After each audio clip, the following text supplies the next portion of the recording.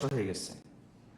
বরকত নষ্ট হয়ে যাওয়ার অন্যতম কারণ হলো নিয়মতান্ত্রিক জীবন যাপন না করা, অগোছালো জীবন যাপন করা, রুটিন মাফিক জীবন যাপন না করা, সময় মতো না ঘুমানো, সময় মতো না উঠা। এটা হলো অন্যতম কারণ।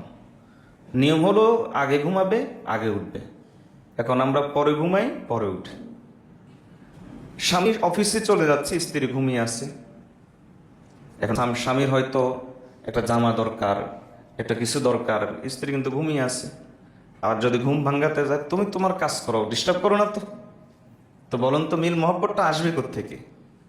এই ফেসবুক আর ইউটিউব দিয়ে মিল মহব্বত আসে না। এই ডিভাইসগুলো আমাদের মহব্বতকে ধ্বংস করে দিচ্ছে। আমাদের মহব্বতকে এমনভাবে ধ্বংস করছে যে এখন ধীরে ধীরে, আল্লাহ মাফ করুন, যেমনভাবে জীবজন্তু তাদের মধ্যে পারস্পরিক সৌহার্দ্যতা, সম্প্রীতি, মহব্বত কি জিনিস সেটাও তারা কিছুটা হলেও বুঝে, আমরা এটাও বুঝি না। বলেন তো, জীবজন্তু তাদের মধ্যে কি এই ধরনের ঘটনা পাবেন যে মা তার মেয়েকে অথবা ছেলেকে হত্যা করে? আমাদের মধ্যে ঘটে, আমাদের মধ্যে ঘটে। তাহলে আমরা এর চাইতে নিচু হয়ে যাচ্ছি কিসের কারণে? অনেক কারণ, তবে তন্মধ্যে প্রধান কারণ হলো এই যে ডিভাইসগুলো। এটা হলো প্রধান কারণ। যেন একে অপরকে সময় দিবেন।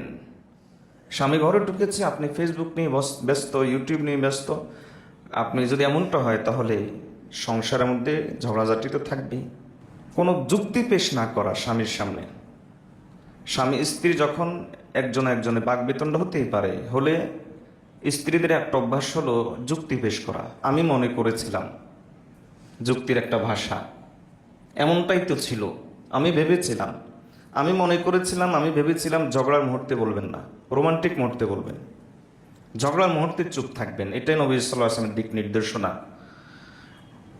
বাইরে গেলে সুন্দর পোশাক পরে, পার্টির জন্য পোশাক, বেড়াতে গেলে সুন্দর পোশাক। স্বামীর সামনে সুন্দর পোশাক পরায় না।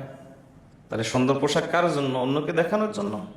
অন্যকে দেখিয়ে সুন্দর পোশাক পরলে নবী সাল্লাল্লাহু আলাইহি ওয়াসাল্লাম বলেছেন যে ফাহিয়া জানিয়াতুন, সে ব্যভিচারিণী। অপর হাদিসে নবীজি বলেন ফাহিয়া কাজা কাজা, সে এমন এমন এমন। নবীজি বলতে লজ্জা করেছেন, অর্থাৎ ব্যভিচারিণী। স্বামীর সামনে সুন্দর পোশাক পরবেন। কখনো স্বামীকে সন্দেহের চোখে দেখবেন না। স্বামীকে যদি সন্দেহের চোখে দেখে, তাহলে ওই স্বামী যত ফেরেশতা হোক, আপনার অতিরিক্ত সন্দেহ প্রবণতার কারণে তখন আপনার কাছে মনে হবে যে তার চরিত্র খারাপ। আব্দুল কাদের জিলানীও যদি আপনার স্বামী হয়, তখন আপনার কাছে মনে হবে পৃথিবীর সবচাইতে বড় লম্পট, যদি আপনি তাকে সন্দেহের চোখে দেখেন। এইগুলো স্ত্রীর কিছু গুণ। আরো কিছু